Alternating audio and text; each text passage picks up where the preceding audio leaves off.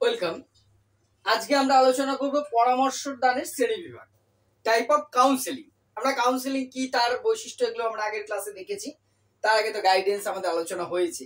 Counselling বা নির্দেশনা হচ্ছে, আমি বলেছিলাম বৃহত্তর অর্থে দেখতে গেলে গাইডেন্স যেটা আছে, নির্দেশনা তারই একটি স্পেশাল পার্ট। গাইডেন্স তো ব্যক্তিগত দলগত উভয়ভাবে হতে পারে। এবার পরামর্শ দানে যখন সমস্যাটা একটু মেজর তুলনায় সেইভাবে সম্ভব নয়, তখন পার্সোনালি যাওয়ার ব্যাপারটা থাকে। এবার এখানে প্রথমে বলি, নির্দেশনা সাধারণত ব্যক্তিগত প্রক্রিয়া বৈশিষ্ট্যের মধ্যে বলেছি। তবে এমন নয় যে কাউন্সেলিং কিছু ক্ষেত্রে দলগতভাবে হয় না, একেবারে হবেই না, দলগত হলে মহাভারত অশুদ্ধ হয়ে যাবে তা কিন্তু নয়। কিছু ক্ষেত্রে কাউন্সেলিংও দলগত হতে পারে। এবারে মেইনলি যদি আমরা দেখি, কাউন্সেলিং এর তিনটে ভাগ। কাউন্সেলিং বা নির্দেশ পরামর্শ দানের তিন ভাগে পরিচালিত হয় এটা। একটা হচ্ছে ডাইরেক্টিভ কাউন্সেলিং, যেটাকে বলা হয় প্রত্যক্ষ পরামর্শ দান। আর একটা আছে নন ডাইরেক্টিভ, অপ্রত্যক্ষ বা পরোক্ষ পরামর্শ দান।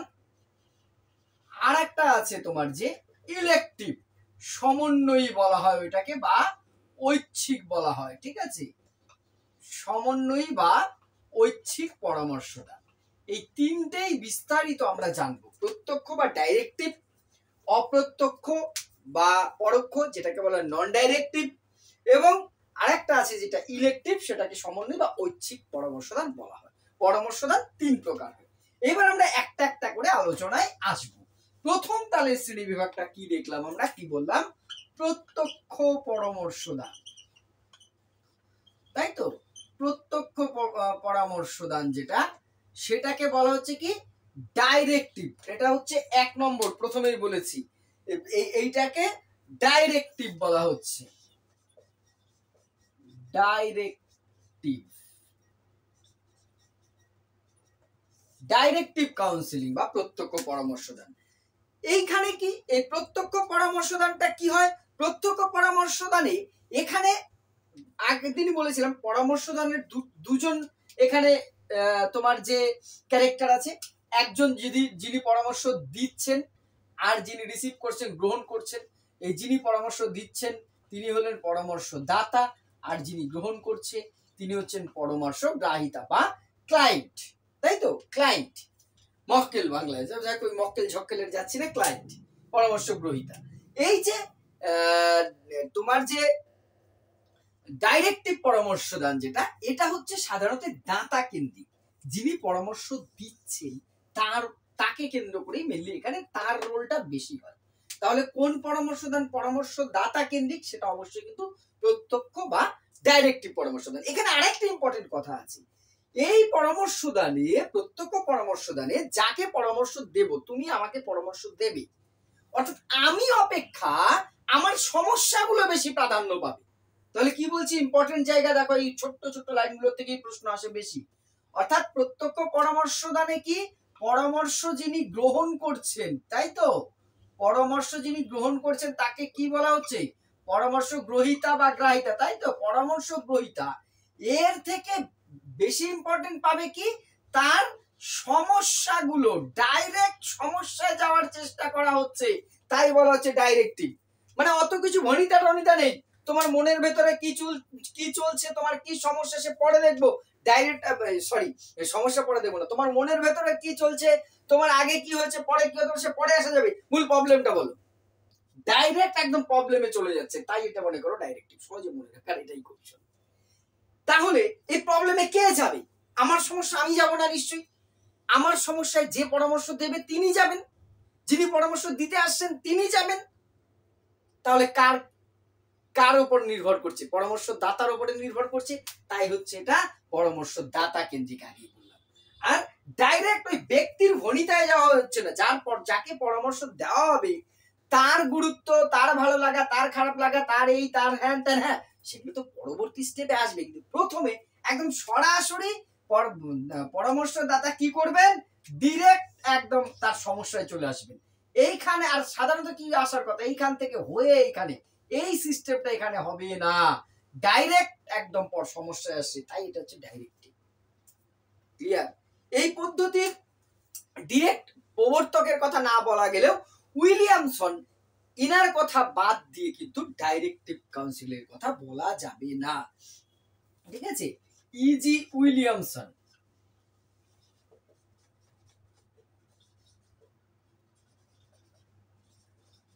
ইজি উইলিয়ামসন বলে একজন মনোবিদ, তিনি কিন্তু এই ডাইরেক্টিভ কাউন্সিলিংটাকে খুব বেশি ইমপ্রুভ করবার চেষ্টা করেছেন এবং কাউন্সিলিং হিসেবে পরামর্শ দানের ক্ষেত্রে এই প্রত্যক্ষ সরাসরি পরামর্শ দানকে বিশেষ গুরুত্ব দিয়েছেন। তার মতটাকে পরবর্তীকালে উইলিয়ামসনের মতটাকেই গ্রহণ করা হয়েছে বলতে পারি আমরা। যেমন আর্নেস্ট জোন্স দেখেছি জীবন বিকাশের স্তরে 4টি স্তর বলেছেন, সেটাই মোটামুটি অন্যান্য মনোবিদরা কি করেছেন, মেনে নিয়েছেন, স্বীকার করেছেন, সেটাকে স্ট্যান্ডার্ড ধরে নেওয়া হয়েছে। অনেকটা সেরকম উইলিয়ামসন পরামর্শদাতার যে স্টেপ, এই পরামর্শদানে ডাইরেক্টিভ পরামর্শদানের স্টেপকে 4টে ভাগে ভাগ, এই 6টি ভাগে ভাগ করেছি। বিশ্লেষণ প্রথমে, অ্যানালাইসিস, 2 নম্বর হচ্ছে সিনথেসিস বা সংশ্লেষণ। তাহলে প্রথমে কি বললাম, বিশ্লেষণ, সংশ্লেষণ, এইবার আসবে ডায়াগনোসিস, নির্ণয়। ডায়াগনোসিস মানে বুঝি তো আমরা, এই যে বিভিন্ন পরে আমরা আসছি চেম্বারে যাই। এবার প্র্যাগনোসিস বা পূর্বাভাস, সহজ বুঝে নিলে কিন্তু কিচ্ছু নেই। এই কাউন্সিলিং অ্যাকচুয়ালি এই অধ্যায়টা সহজ অধ্যায়। এইবার হচ্ছে পরামর্শদান বা কাউন্সিলিং, তারপরে অনুসরণ।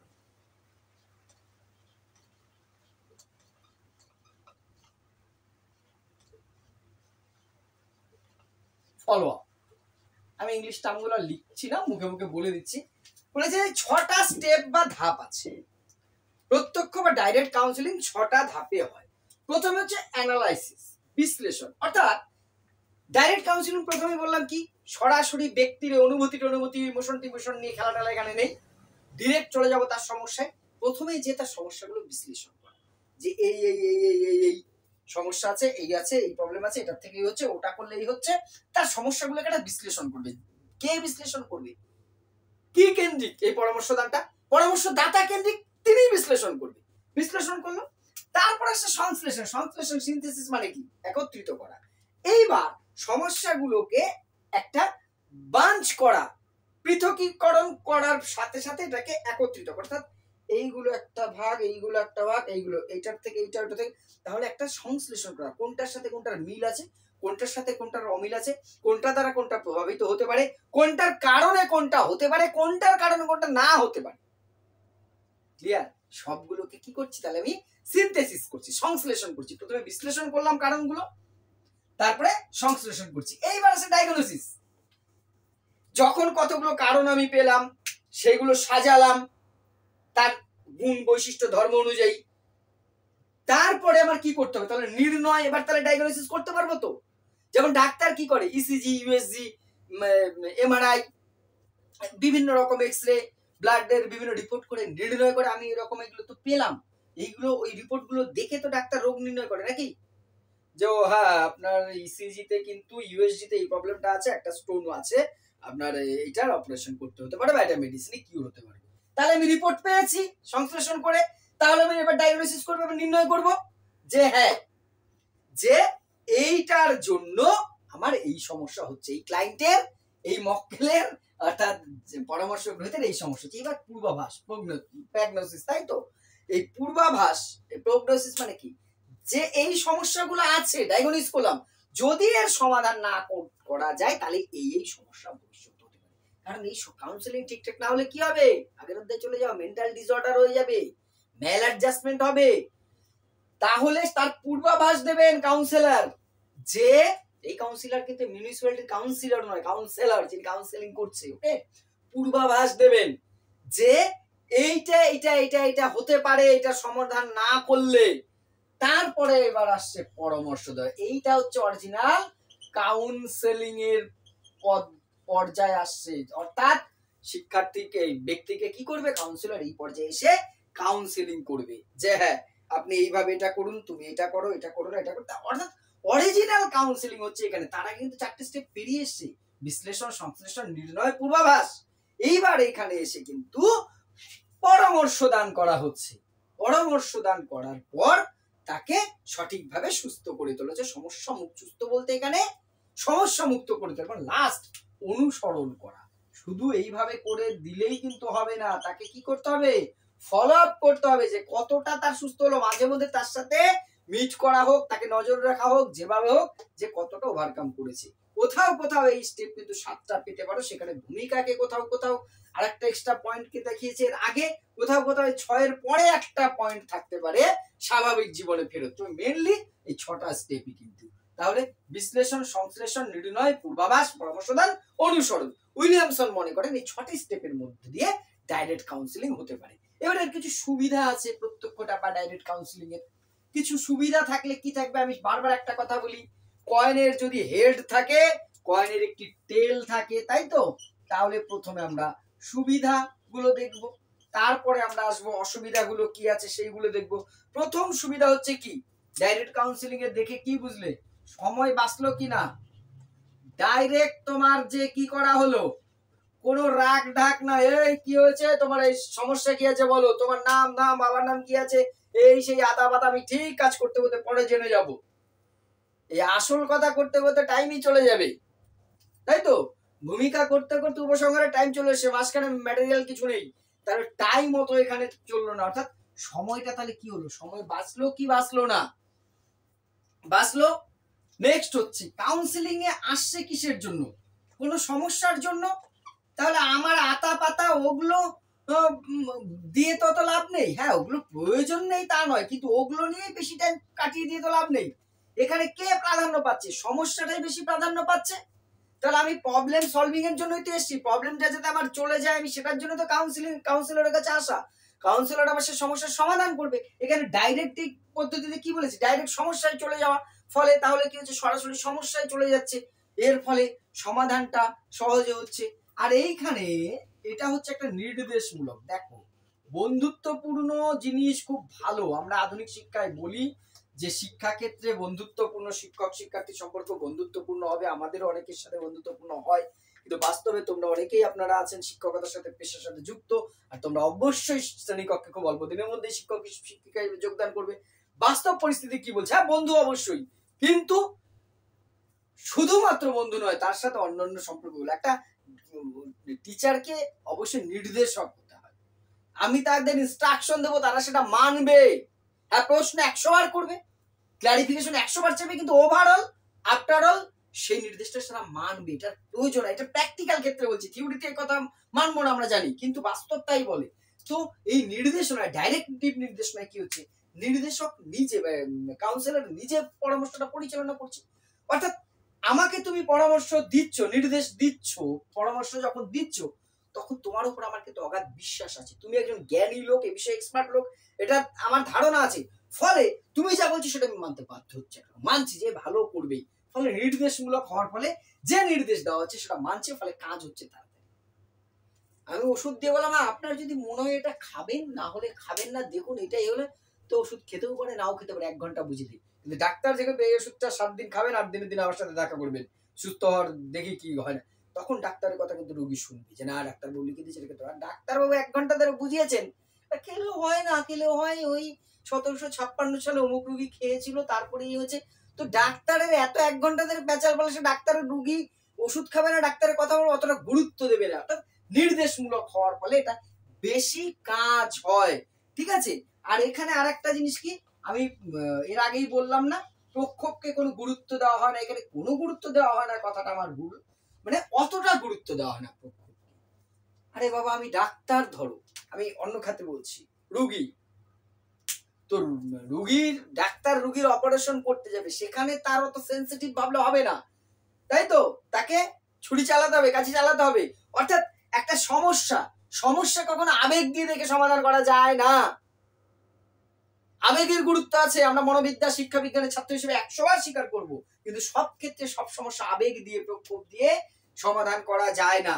এই ডাইরেক্টিভ কাউন্সিলিং এ কি, আবেগকে, প্রক্ষোভকে কোনো গুরুত্ব দেওয়ার কথা বলা হয়নি, বেশি গুরুত্ব দিতে না করা হয়েছে, ফলে সরাসরি সমস্যার সমাধানে সহজতর হচ্ছে। এবার সুবিধা তো গেল, সুবিধা যেমন আছে তেমনি প্রত্যেকটা কিছুর কি আছে, হেডের টেল আছে, আমি বারবার বলি, তাহলে কিছু অসুবিধাও আছে।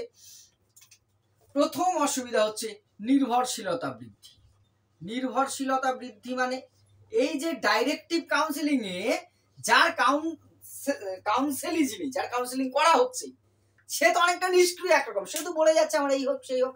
আর যিনি নির্দেশক বা কাউন্সেলর, তিনি তাকে পরিচালনা করছেন, তার কথা শুনলেই তার ভালো হচ্ছে। সে এইভাবে যদি দীর্ঘদিন চলে না, সে বড় নির্ভরশীল হয়ে পারবে, নিজে কিন্তু আর ডিসিশন নিতে পারবে না, সে তখন অন্যের উপর বেশি নির্ভরশীল হয়ে যাবে। এটা কখনোই কাম্য নয়। ওকে, তারপরে কি, যেটা এই মাত্র আগের তাই বললাম সেটারই এবার আবার বিরোধিতা করবে, এটা আমাদের নিয়ম। প্রক্ষোভ অবহেলিত। আচ্ছা, একজন মানুষের জীবনে প্রক্ষোভ তো খুব ইম্পর্টেন্ট রোল প্লে করে, খুব গুরুত্বপূর্ণ একটা উপাদান, আমরা জানি, আমরা পড়েছি। ব্যক্তির সর্বাঙ্গীন বিকাশের মধ্যে অন্যতম একটি হচ্ছে দৈহিক, মানসিক, সামাজিক, প্রাক্ষবিক, নৈতিক, আধ্যাত্মিক, 6টা দিক প্রথম উঠে আসে। তার প্রক্ষোভ, ইমোশন, সেগুলোকে বাদ দিয়ে একটা মানুষের বিকাশ কখনোই হতে পারে না। প্রক্ষোভ যদি অবহেলিত থাকে, ব্যক্তি কিন্তু অনেক ক্ষেত্রেই তার অনুভূতিগুলো থেকে বিচ্যুত হয়ে যায়, সেটা কখনো কাম্য হতে পারে না। এইটা হলেই যেটা হবে কি, ব্যক্তিত্ব বিকাশের সহায়ক হবে না। যদি প্রক্ষোভে আমি অবহেলা করি, তাহলে ব্যক্তিত্ব বিকাশে বাধা হবে। ব্যক্তিত্বর বিকাশ হতে গেলে প্রক্ষোভকে বাদ দিয়ে কি করে হয়, প্রক্ষোভকে বাদ দিয়ে তো ব্যক্তির অলরাউন্ড ডেভেলপমেন্ট হতে পারে না। তাহলে এই ক্ষেত্রে যেটা হচ্ছে, ব্যক্তিত্ব বিকাশে কিন্তু ব্যাহত হচ্ছে এটা, ঠিক আছে। তারপরে কি, যিনি কাউন্সেলর আছে, অনেক সময় কি তথ্য অজানা থাকে, হয় না? অনেক ক্ষেত্রে কাউন্সেলর নিজে অনেক তথ্য জানে না, কারণ এখানে কি বললাম, যার কাউন্সেলিং করাচ্ছে সে তো অনেকটা নিষ্ক্রিয় রয়েছে, বলে দিয়ে কি রয়েছে, সমস্তটা পরিচালনা করছে কাউন্সিলর নিজে। এবার তিনি আমার সম্বন্ধে সব তথ্য জানবে, এর কি মানে আছে? কোন ব্যক্তি সম্বন্ধে সব তথ্য জানা যায়? জানা সম্ভব নয়। তাহলে সেই রকম ভাবে সে যদি পরিচালিত হতে থাকে, আমি যদি ভুল রাস্তায় জোরে বাইক চালাই, ধীরে ধীরে দূরেই যাব, ভুল আরো বাড়বে, এটাই স্বাভাবিক। তাহলে আর এইভাবে চলতে থাকলে কি হবে? আত্মবিশ্বাস কমবে। কার? যার কাউন্সেলিং করতে এসেছিলাম, অর্থাৎ ছাড়াতে এসেছিলাম, আরো বেশি লাগিয়ে বা ভরিয়ে দিয়ে চলে গেছি, এই হচ্ছে অবস্থা। আত্মবিশ্বাস, কনফিডেন্স লেভেল লুজ হবে, ডাউন হবে। এইটা হচ্ছে আত্মবিশ্বাস কমে যাওয়ার কিন্তু একটা ডাইরেক্ট কাউন্সিলিং এ একটা অন্যতম অসুবিধা। এইবার 2 নম্বরটায় আমরা আসবো, অপ্রত্যক্ষ বা নন ডাইরেক্টিভ যে কাউন্সিলিং আছে, সেইটা সম্বন্ধে এবার আমরা জানবো। 2 নম্বরে কি বললাম? অপ্রত্যক্ষ বা পরোক্ষ বলতে পারো এটা, হ্যাঁ, অপ্রত্যক্ষ, নন ডাইরেক্টিভ।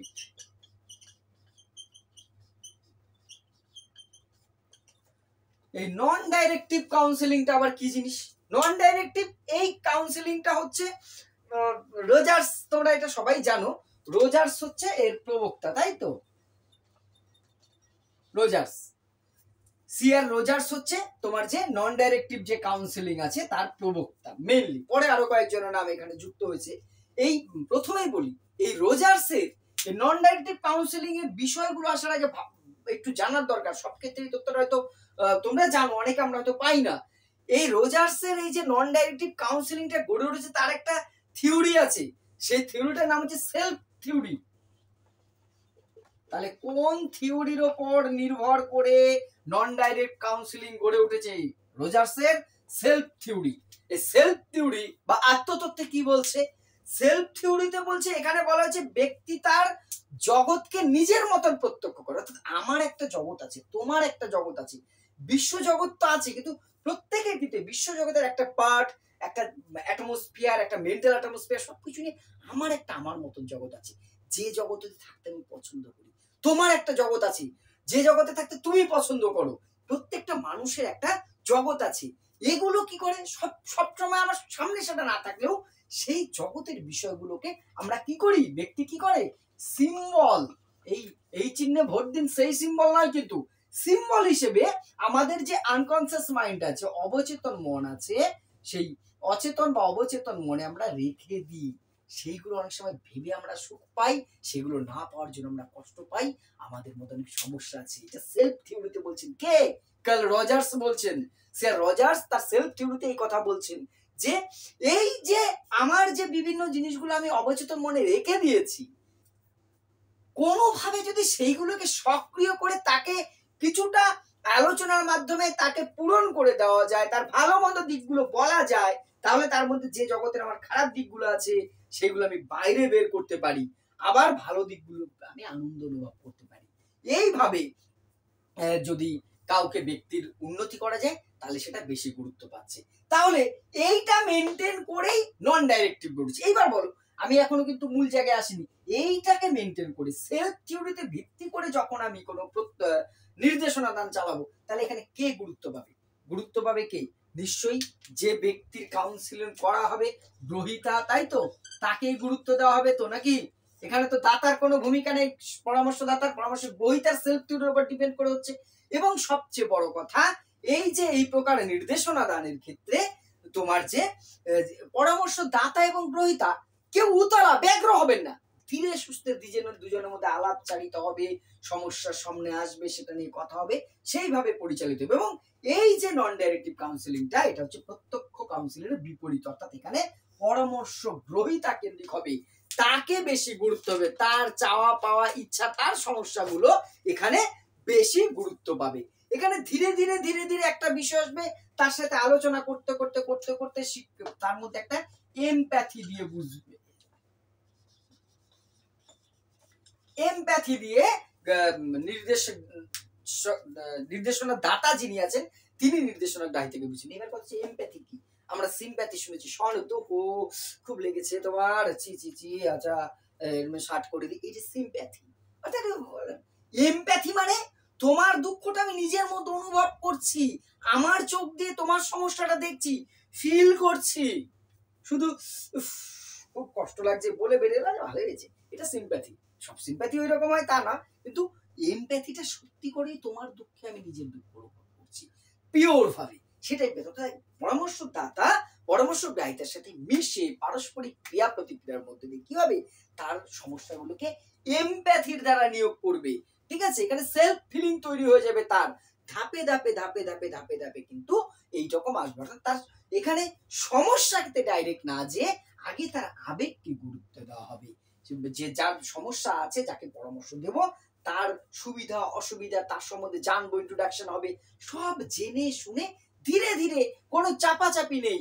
ভূমিকাটা এখানে নির্দেশক হবেন কি পরামর্শদাতা হবেন, শুধুমাত্র একজন সহায়ক, ফ্যাসিলিটেটর টাইপের হবে, এবং যাকে পরামর্শ দেওয়া হবে মূল সিদ্ধান্তটা তিনি নিজেই নেবেন, যে হ্যাঁ তাকে বোঝানো হবে তুমি এটা করতে পারো, সরি এটা করলে এটা হতে পারে, এটা করলে এটা হতে পারে, কিন্তু সিদ্ধান্তটা আলটিমেটলি নেবেন পরামর্শ গ্রহীতা নিজে। এবার এই প্রক্রিয়ার 7টি স্টেজ আছে, কিন্তু এই যে অপ্রত্যক্ষ পরামর্শদান বা এই যে নন ডাইরেক্টিভ পরামর্শদান, তার 7টা স্টেজ হয়। প্রথম হচ্ছে ইন্ট্রোডাকশন, সূচনা বা ভূমিকা। এই পর্যায়ে কি হবে? এই পর্যায়ে জাস্ট একটা তোমার যে দুজনের মধ্যে পরিচিত হবে, পরামর্শদাতা তোমার যে পরামর্শ গ্রহীতার সাথে কথা হবে। এইখানে সাধারণত মনে করা হয় পরামর্শ গ্রহীতা নিজেই পরামর্শদাতার কাছে যাবে, তিনি এক্সপার্ট, যেমন এই সমস্যা জানবে তুমি, অর্থাৎ তাহলে ঠিক আছে এটা নিয়ে তাহলে আমরা আলোচনা করব, কবে আসবে বলো, ওদিন তাহলে এই বিষয় নিয়ে বলবো, কথা বলবো, আলোচনা করব, অর্থাৎ ইন্ট্রোডাকশন হবে একটা, সেটাকে বলা হচ্ছে ভূমিকা। নেক্সট যেটা হচ্ছে 2 নম্বরে সুসম্পর্ক স্থাপন। প্রথম দিন তুমি আমার কাছে এলে বা আমি তোমার কাছে গেলাম, সেদিন জাস্ট একটু কথা হলো, এইবারে 2 নম্বরে যেইটা না ভেরি ভেরি ভেরি ইম্পর্টেন্ট হচ্ছে এই নন ডাইরেক্টিভ কাউন্সিলিং এর জন্য। সুসম্পর্ক যদি, ওয়েল রিলেশন যদি না হয়, তাহলে কখনোই একজন ব্যক্তি আরেকজন ব্যক্তিকে ভরসা করবে না, তার উপরে নির্ভর করবে না, তাকে মনের কথা বলবে না, সমস্যা বলবে না, আর সমস্যা যদি না বলে তার সমাধান হবে কোথা থেকে? অন্তর্যামী জ্যোতিষবিদ্যা নয় তো এটা, হাত দেখে সাধু বাবা ভোলে বাবা ওরে বাবাদের মতন বলে যাবে তুমি এইটা করো, এই তাবিজটা নাও, আর এই মাদুলিটা রাতের বেলা যখন সূর্যের আলো পাবা তখন পড়বা, আর এটা ঘুমানোর পরে খাবা, এটা ঘুম থেকে ওঠার আগে খাবা, তাহলেই সুস্থ হয়ে যাবে, এইরকম তো বললে হবে না। ফলে সুসম্পর্ক স্থাপন করতে হবে, নিজের পারস্পরিক বিদ্যা। ঠিক আছে, এইবার থার্ড যেটা সুসম্পর্ক স্থাপনের পরে যেটা আসছে, সমস্যা পরিস্ফুটন, অর্থাৎ সমস্যা তুলে ধরা, যেটাকে বলছিস। ঠিক আছে, সমস্যা তুলে ধরা। এইখানে কি করবে, যখন সুসম্পর্ক স্থাপন হয়ে যাবে তখনই কিন্তু সমস্যা তুলে ধরবে। এটা ভালো রিলেশন একটা সিটিং হবে এর কোনো মানে নেই, বেশ কয়েকটি সিটিং আলোচনার মধ্যে দিয়ে যখন আচ্ছা তোমার তাহলে এই সমস্যাগুলো কি বলবে পরামর্শ গ্রহীতা, তার সমস্যাগুলো তুলে ধরবে। আর পরামর্শগ্রাহিতা কি করবে, পরামর্শদাতা কি করবে, তার এই সমস্যাগুলো ভালো করে বুঝবে, মনের মধ্যে নোট করবে। এখানে কিন্তু তার আবেগকে গুরুত্ব দেবেন, সে ডাইরেক্টিভের মতন আবেগকে গুরুত্ব দেবেন এবং ধৈর্য সহকারে শুনবেন। ধৈর্য ছাড়া দায় সারা আর ভালো লাগে না রে সেট সং বাদ দে, তা বললে হবে। কাউন্সিলরের অনেক গুণ থাকা চাই। আবেগ দিয়ে গুরুত্ব দিয়ে শুনবেন, আবেগগুলো কাজে লাগাবেন এবং ধৈর্য সহকারে শুনবেন। এইটা শোনার পর এইবার চেষ্টা করবেন কি কারণ নির্ধারণ করবেন যে কেন এই সমস্যাগুলো হচ্ছে। এইখানে একটা ব্যাপার কি মনে হচ্ছে, কারণটা নিশ্চয়ই যিনি পরামর্শদাতা তিনি নির্ধারণ করবেন নিজে নিজে না, এটাই তো নন ডাইরেক্টিভের বৈশিষ্ট্য। এই কারণ নির্ধারণের ক্ষেত্রেও পরামর্শ গ্রহীতারও কিন্তু কিছুটা সাহায্য তিনি নেবেন। অবশ্যই পরামর্শদাতা কাউন্সিলরের বেশি ভূমিকা এই ক্ষেত্রে, তবুও তার সাথে আছে এটা তোমার বলো কেন, বলো তো অমুকের জন্য হয়েছে, তাহলে ওই এটা কেন করলো, তুমি এটার জন্য কি হয়েছে। অর্থাৎ বিভিন্ন ভাবে গভীরে যে বিভিন্ন উৎস থেকে, শুধু আলোচনা নয় অন্যান্য উৎস হতে পারে, ইন্টারভিউ এর বাইরেও অন্যান্য বিভিন্ন ভাবে কিন্তু কি হতে পারে, তার কারণটা জানার চেষ্টা করবে। এইবার কি হবে, 5 নম্বর হচ্ছে বিকল্প চিন্তা, বা এটাকে আমরা বলতে পারি সমাধান খোঁজা। এইবার দুজনে মিলে খুঁজবেন, কাকে খুঁজবেন, ফেলুদা হয়ে যে এখানে ফেলুদা হয়ে খুঁজবে, দুজনে মিলে সমাধানকে খুঁজবেন। এই ভদ্রলোক কোথায় আছে, অর্থাৎ এই যে কারণটা আমরা পেলাম, কারণ নির্ধারণ করতে যে এই সমস্যাগুলো এই কারণে হয়েছে, তাহলে বিকল্প চিন্তা অর্থাৎ সমাধান কি কি হতে পারে সেইভাবে করে কি করবে, সমাধান করার বিকল্প চিন্তা করে সমাধান করার চিন্তা করবে। অর্থাৎ এইটাই কাউন্সেলিং, দুজনা মিলে একটা সিদ্ধান্তে আসবেন। এখানে কিন্তু জোর করে চাপিয়ে দেবে না কাউন্সিলর যে আপনি এটা করুন, তুমি এটা করো তাহলে ঠিক হবে, তা নয়। একটা তাকে বুঝিয়ে সুঝিয়ে যে এই করলে কিন্তু সমাধান হতে পারে, তুমি করে দেখতে পারো, তিনি সিদ্ধান্ত নেবেন পরামর্শ গ্রহীতা। এইটা কিন্তু সুসম্পর্ক কতটা হয়েছে, কতটা তাকে বিশ্বাস করেছে নির্ভর করছে তার উপর, সেইভাবে করে তিনি সেটা করবেন এবং এইভাবে করে যখন কার্যকরী হবে তখন সেটা কি হবে, টার্মিনেট করে দেবে, অর্থাৎ টার্মিনেশন হবে, অর্থাৎ সমাপ্তি ঘোষণা করবে। যে ঘোষণা করা মানে মাইক নিয়ে অ্যানাউন্স করে ঘোষণা নয়, মানে মোটামুটি তার কাউন্সিলিংটা ঠিক আছে, এবার আর কোনো চাপ নেই, তোমার এগুলো ঠিক হয়ে গেছে, ঠিক হয়ে যাবে, সব ক্লিয়ার হয়ে টোটাল এই যে এতদিন ধরে যেটা চলছিল সেটা বন্ধ হবে। লাস্ট কিন্তু বন্ধ হলেই তো হয় না, আর একটা আছে ফলো আপ, অর্থাৎ অনুসরণ না বুঝলে বাঙালির বাংলা ফলো আপ। মাঝে মধ্যে তার সাথে সিটিং করতে হবে, বসতে হবে, কথা বলতে হবে, জানতে হবে তার সেই সমস্যাগুলো হচ্ছে কিনা, সেটা ওভারকাম করা যায় কিনা জানতে হবে। এই হলো 7টা তোমার যে পদ্ধতি স্তর: সূচনা, সুসম্পর্ক স্থাপন, সমস্যা তুলে ধরা, কারণ নির্ধারণ, বিকল্প চিন্তা, সমাপ্তি এবং শেষে কিন্তু অনুসরণও করতে হবে। এই গেল স্তর। এবার এর কিছু সুবিধা এবং অসুবিধা এটারও নিশ্চয়ই আছে, এই দুটোরই আমরা ডিটেলস জানবো, তৃতীয়টার এতটা কিছু জানতে যাব না। এর সুবিধা বা ভালো দিক কি, এখান থেকে প্রশ্ন দিতেই পারে। প্রথম হচ্ছে কি, এখানে প্রথম ব্যক্তিকে গুরুত্ব দেওয়া হয়, ব্যক্তিকে গুরুত্ব দেওয়া হচ্ছে তো নাকি, কারণ যেহেতু এখানে ব্যক্তির আবেগ অনুভূতি সব গুরুত্ব পাচ্ছে, ফলে এখানে নন ডাইরেক্ট কাউন্সিলিং কিন্তু তোমার যে ব্যক্তি বলতে যার পরামর্শ নিচ্ছে যে তাকে কিন্তু বেশি গুরুত্ব দিচ্ছে, কিন্তু পরামর্শ দাতা অপেক্ষা পরামর্শ গ্রহীতা বেশি গুরুত্ব পাচ্ছে, তাই এখানে ব্যক্তিকে বেশি গুরুত্ব দেওয়া হচ্ছে, পরামর্শ গ্রহীতাকে গুরুত্ব দেওয়া হচ্ছে। এটাই তো মনোবিদ্যা বলে নাকি, যে ব্যক্তির প্রাধান্য দিতে হবে, তাকে গুরুত্ব দিতে হবে। আর নেক্সট হচ্ছে এটা সহজভাবে পরিচালিত হয়। এই যে এই ব্যাপারে যেহেতু তোমার যে এখানে যেহেতু তোমার নন ডাইরেক্টিভে ব্যক্তিকে গুরুত্ব দেওয়া হচ্ছে, যে পরামর্শ গ্রহীতা তাকে গুরুত্ব দেওয়া হচ্ছে, তার আবেগ অনুভূতি নিয়ে চলছে, ফলে অতটা জটিলতা এখানে সৃষ্টি হয় না। আর এই যে স্বাধীনতা, এইটাই কি আছে, যে যার তোমার যে যাকে পরামর্শ দেওয়া হচ্ছে তার তো সুবিধা অসুবিধা আবেগ অনুভূতি প্রকাশ করার স্বাধীনতা আছে। এটাই তো সাইকোলজি বলে, এটাই তো মনোবিদ্যা বলে যে স্বাধীনতা দিতে হবে, অবাধ স্বাধীনতার কথা বলে, সেই স্বাধীনতাটা কিন্তু এখানে এইখানে আছে। আরেকটা হচ্ছে মেন হচ্ছে ক্যাথারসিস, যেটা এটা আমি কিন্তু আগেও তোমাদের এক জায়গায় বলেছিলাম, সেই মানসিক চিকিৎসার ক্ষেত্রে কিন্তু এটা বলা হয়েছিল। ক্যাথারসিস কি, ক্যাথারসিস বিরোচন বলতে এই যে আবেগ অনুভূতি খারাপ দিক এইগুলো বলতে বলতে বলতে বলতে না শিক্ষার্থীর মনের যে দুঃখ যন্ত্রণা অবচেতন মনে যেটা বলছিলাম খারাপ দিকগুলো সেগুলো মনের থেকে বেরিয়ে যায়, সে হাসি করে আনন্দিত হয়ে যায়। এটাকে বলছে বিরোচন। যেমন উদ্ভিদের হয় বা আমাদের শরীরের অপ্রয়োজনীয় রেচন প্রক্রিয়া দিয়ে বেরিয়ে যায়, ঠিক মনের অপ্রয়োজনীয় জিনিসটাকে এইখানে কিন্তু অপ্রত্যক্ষ বা নন ডাইরেক্টিভ কাউন্সিলিং এ ক্যাথারসিস করা হয়, বিরোচন। তাহলে ক্যাথারসিস এটা আমি মনোচিকিৎসায় বলেছিলাম, কিন্তু ক্যাথারসিস অপ্রত্যক্ষ কাউন্সিলিং এ কি করে প্রভাব ফেলে? কারণ এখানে তো তার আবেগটাকে গুরুত্ব দিয়ে কাউন্সিলর শুনছে, সেগুলো শুনে সেগুলো তার মন থেকে চিরতরে বাইরে বের করে দেওয়ার চেষ্টা করা হয়। এইটাকে বলছে ক্যাথারসিস বা বিরোচন। ঠিক আছে, এইবার ভালো দিক তো দেখলাম, কয়েনের হেড দেখলাম, তাহলে কয়েনের টেলটাও আমাকে দেখে আসতে হবে। সুবিধা যেমন আছে এর কিছু আছে, মানে সুবিধার আগে বলা গেলাম অসুবিধা হয়ে গেল, সে অসুবিধা আছে। প্রথম কথা হচ্ছে এটা কি হচ্ছে, এটা সময় সাপেক্ষ, প্রচন্ড সময় সাপেক্ষ। কি না, কারণ এই সম্পর্ক স্থাপন করতে কয়দিন কয় মাস লেগে যাবে তার ঠিক নাই। বিশ্বাস তৈরি করে এই করা, তার সাথে সুসম্পর্ক তৈরি করা হচ্ছে কি তোমার যে সময় সাপেক্ষ। সংকোচ কিন্তু একটা থেকেই যায়, দুটো ক্ষেত্রে সংকোচ থেকে যায়। কেন? কারণ যতই আমি হোক আমার আবেগ অনুভূতির বিভিন্ন দিক কাউকে অত খোলামেলা অত সহজে বলবো, এটা দূর থেকে বলা যতটা সহজ, বাস্তবে কি তাই হয়? আমাদের গোপন আবেগের কথাগুলো সহজে একটা অপরিচিত লোককে আমরা বলতে পারি, যতই তার সাথে আমার সুসম্পর্ক হয়ে যাক না কেন। ফলে একটা সংকোচ কিছু কাজ করে, আর এটা পরিচালনা করা খুব জটিল। যদি কারো সঠিক মনোবিদ্যার বা এ সম্পর্কে জ্ঞান না থাকে, তাহলে কিন্তু এটা পরিচালনা করা খুব কঠিনতম কাজ। পরিচালনা করতে পারবেই না কিন্তু শিক্ষার্থীরা, যিনি কাউন্সিলর তিনি পরিচালনা করতেই পারবেন না। সঠিক সুস্থ ধারণা বাস্তব জ্ঞানের সম্বন্ধে না থাকলে, গভীর মনোবিদ্যার থাকে না, তাহলে। আর নেক্সট হচ্ছে যেটা আর একটা খুব বড়, ভুল পথে পরিচালনা হওয়ার সম্ভাবনা থাকে। যদি ধরো সঠিক জ্ঞান আমার না থাকে, শিক্ষার্থী বলছে একরকম, আমি নিজে নিজে কারণ আর একরকম ভেবে টোটাল কাউন্সিলিংটা ভুল পথে যেতে পারে।